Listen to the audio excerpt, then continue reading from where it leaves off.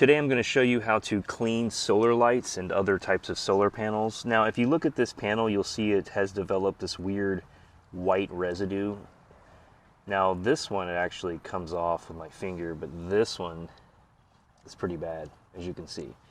Now I don't know what this is. I've been told it's oxidation or it's from UV rays or something, or maybe from water.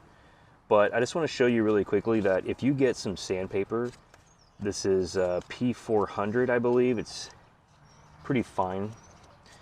And if you wet your solar panel and then you get your sandpaper, you can come along and you can just really gently